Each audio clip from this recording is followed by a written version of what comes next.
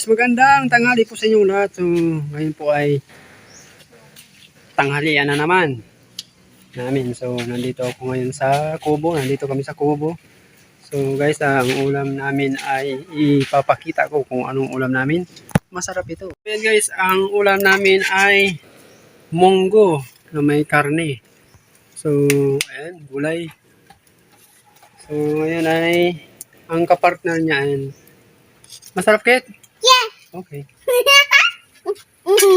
Ang kapartner niya ay yan ay yung partneran. Pritong baboy, pork chop ba yan? Pork chop. So tanghali na, mga alas 12 na, di pa kami nakatapos magluto. So tanghali na rin ang almusal namin kanina.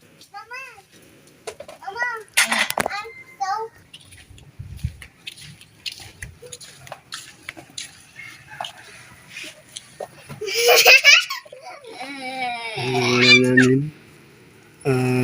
Harina yan. Parang pork chop. So, titingnan natin yung kawali.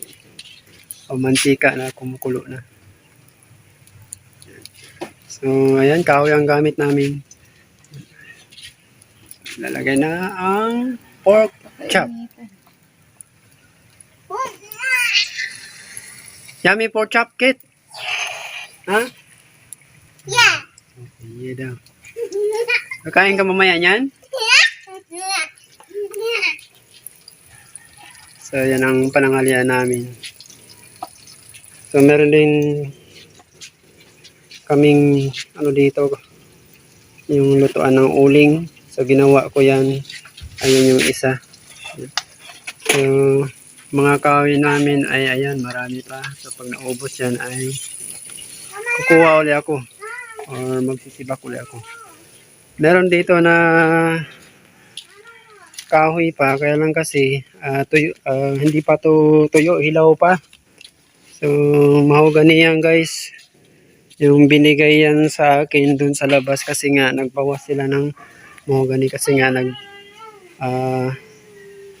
sasampay na sa kuryente. So mainit.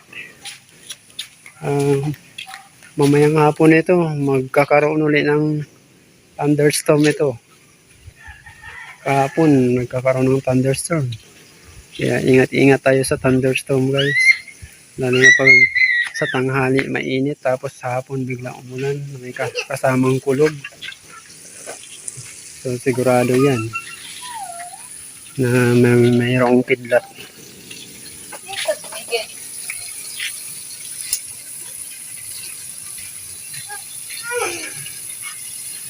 Mag alas 12 gis na guys.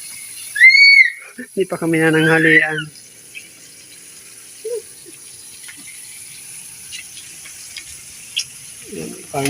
Binili namin kanina sa may bayan. So yun guys, may lulutuin pa kaming ulam. Partner namin dun sa may gulay na munggo. Tanghali na rin kasi kami na malingki.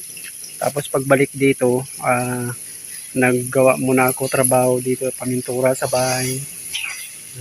May-ari ng piggery. So guys, hanggang ngayon ay wala pa rin kaming baboy. Wala pa rin.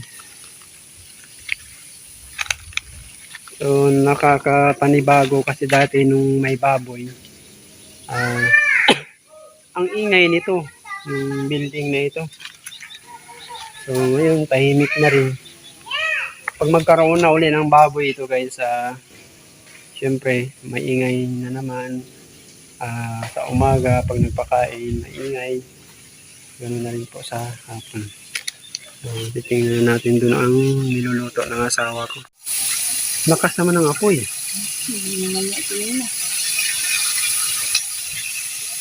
Lakas na sobrang sa kawayan yan guys. Sinaluan namin ng kahoy.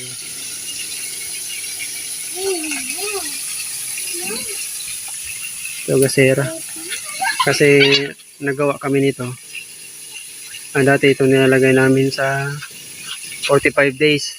Kasi, imbes na ilaw na kulay pula, wala naman kami kayo dito ang kuryente. Siyempre nakakaya magkisaksak sa may-ari dito ng bahay. So, ang ginawa namin ito. Gumawa kami niyan, tapos dalawa yan eh. Nilagyan namin sa gabi kinaumagahan, kulay itim na ang mga balahibo ng 45 days. Pero kahit paano lumaki na rin sila.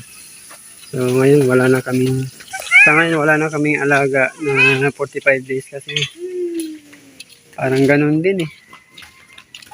Nagastusan pa sa feeds. So yan, manok na lang dito. Dati ang 45 days to. Yan dati yan. So ngayon manok na lang nandyan. Mainit. May kaya doon sa kubo.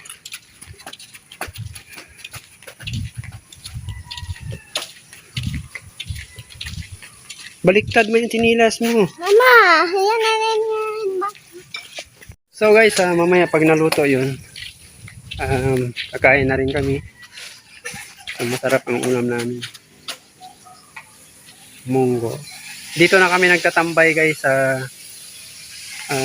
ilalim ng mangga na ito. Tama sa kubo. Kasi doon sa malaking bahay, mainit doon.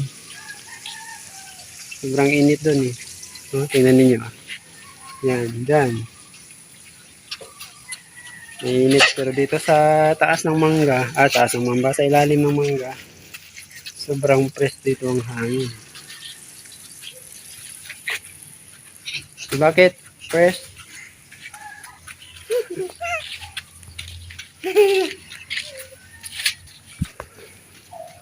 So ayan, malapit na maluto yung unang batch.